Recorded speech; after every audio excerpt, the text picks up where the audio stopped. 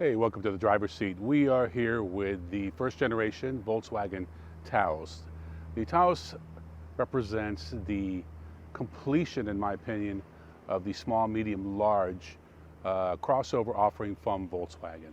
So we have the Atlas being the large, the Tiguan being the medium, and now we have the Taos in the all-important and one of the fastest growing segments, which is the subcompact crossover. So you have room for five.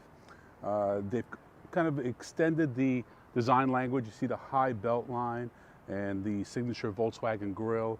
So a lot of the same design cues you see in the Atlas and in the Tiguan you see in this Taos. This is, for many people, a very important vehicle. It kind of represents an entry level with a starting price under $25,000 for a front-wheel drive S. We're driving the 4Motion or all-wheel drive SEL, which is around $35,000. So these are some of the significant highlights. So under the hood, you're going to have a 1.5 liter four-cylinder turbocharged engine producing 158 horsepower and 184 pound-feet of torque. It's made into an 8-speed automatic transmission. You can only get the 4Motion in the top-of-line SEL. So let's take you for a drive and show you what it's all about. You are now in the driver's seat of the all-new Taos. Seats are comfortable. The vehicle is roomy. And as far as driving, it's very maneuverable. Nice proper steering wheel. They have the kind of GTI D-ring design on this SEL trim level. Based on our research, it appears the only way you can get 4Motion is if you step up to the SEL. So they've kind of eliminated that extra $1,500, $2,000 that you would ordinarily pay on most models to get to all-wheel drive. So if you want all-wheel drive, you're going to have to go to the top trim level. This one also comes with the panoramic sunroof, which is becoming more and more of a premium feature for a lot of vehicles in this segment and other segments. I'm not a huge fan, but a lot of people do like that open air feeling and all that extra lighting that comes with that. So we're going to flip the camera around and kind of get you a behind the scenes look, what it feels like in the driver's seat, and what we like and what we don't like. But it does have a nice commanding seating position, and having just gotten out of the HR-V, which is probably going to be the segment leader, this vehicle just feels more substantial, and the fact that they didn't go with a CVT, but they have a proper 8-speed transmission makes a huge difference, at least for me. I'm just not a fan of CVTs, never have been, and probably never will be.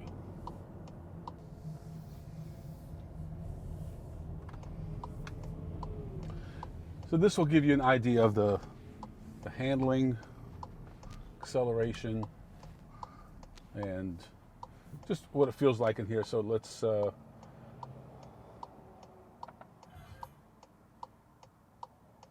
give you an idea of what the navigation looks like.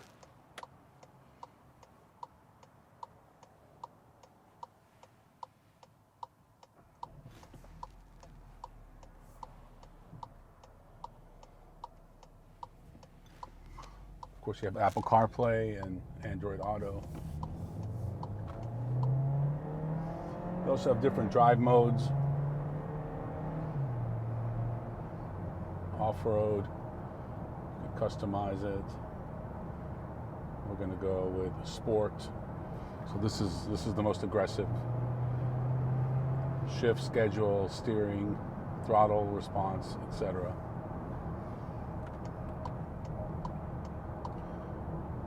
It is surprising how well this vehicle accelerates and handles. Again, I'm looking at this segment. This is Corolla Cross. This is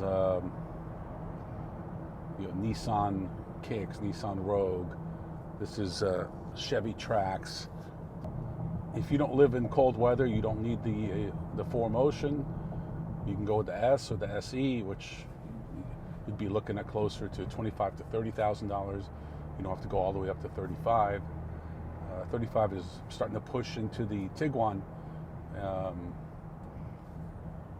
kind of space, and that's really how VW has designed it.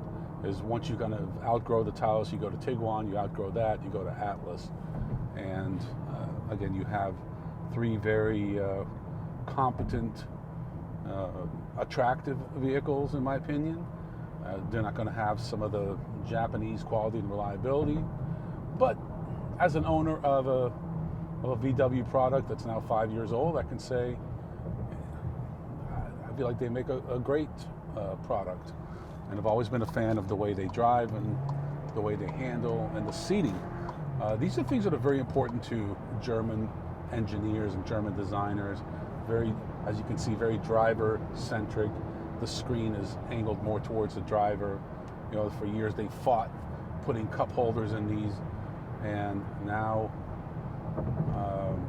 there are cup holders and USBs and everything is in here. But they understand the American consumer a lot better.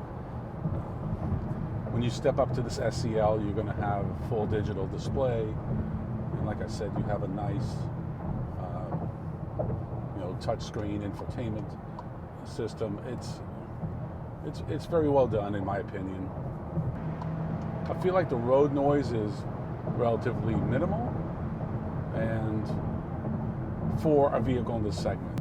So you can see, got a pretty sharp turn here on uneven pavement, and it's holding the road just nicely. Oh, I'm impressed. I'm more impressed, and I would have liked to have experienced the bottom tier level, the S or the SE, because those are the higher volume vehicles. Very little to not love about this vehicle. For example, I like that they still have proper dials and buttons for the HVAC system. No paddle shifters, that's okay. Not many vehicles in this segment have it, but you do have the ability to manually upshift and downshift if you so choose. So yeah, those are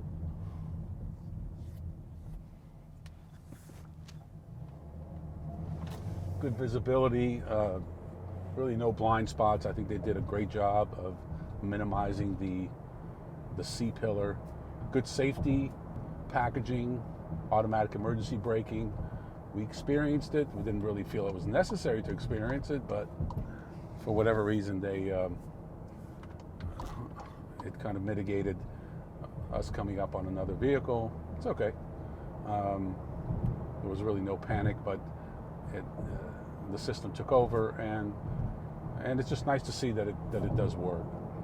I like this kind of east-west horizontal design. I think that suits this vehicle quite nicely because it's a smaller vehicle, and when you move things more this way, you see the vents, everything is going left to right. It makes the vehicle feel wider and more spacious, and actually it is. I feel comfortable in it. I feel like even the back seats are comfortable and roomy, so they have done a nice job. They're not going to sell a ton of these. It's just VW is just not that car company anymore, at least not in the US. But for some people who like the way German vehicles look and drive, it's a great option. I like the suspension. Like I said, the drivability. I think this, having driven the Corolla Cross and the HRVs and all those competitors, this by far drives better than any of those. The knock on VW has been reliability, and I think it's an unfair knock. Just taking these turns at a relatively quick pace is just a good indication of how everything works together. It's a stiff chassis.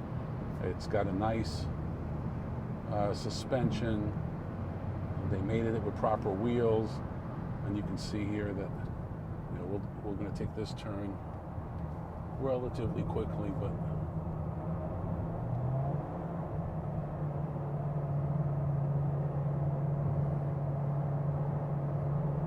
it's not a GTI, but I feel like it's got some GTI in it. And you can see that the transmission didn't really struggle. It found the right gear at the right time, held it just long enough to make that turn, and then brought it back down and downshifted. So I am, I'm glad I got a chance to spend some time with this vehicle, and I hope to see more on the road. See a fair amount of Tiguans. I don't see a lot of Taos yet, but it's a relatively new model, came out last year, and now we get a chance to experience it. And I hope if you do have the HR-V and the Corolla Cross and some of those on your list, give VW a chance. You also have the Mazda CX-30 that we recently drove, and that's another direct competitor. And I would say that would be the most direct competitor. And the reason I say that is because Mazda is also one of those rare holdout companies like VW that still cares about the sportiness and dynamic nature of driving. When I'm talking about the high belt line, I'm referring to this signature styling cue, which has become kind of a symbol for Volkswagen. And you can see it's just a nice straight line. You have this nice crease, and it just carries throughout all the way to the tailgate, really. And so let's talk about that. Now, even though this is the top of line SCL, you just don't get like a power liftgate, for example. It's a manual liftgate. There's some of the differences that you would find in the next level up, which is the Tiguan. But nevertheless, plenty of cargo room, seating for 5. And like I said, it's priced in the right segment, 25 to 35,000. HR-V, Corolla Cross, and about a dozen others compete in this segment. So if you are in the market, you have plenty of options. But if you're looking for one with German heritage, I say that because this is not necessarily built in Germany, it's built in Mexico, but it still has that German engineering. And I think the Germans are known for their seats and all about being driver-centric. So if that's something that interests you, this might be your only option. I'm Ron Doran, thanks for watching. See you next time on The Driver's Seat.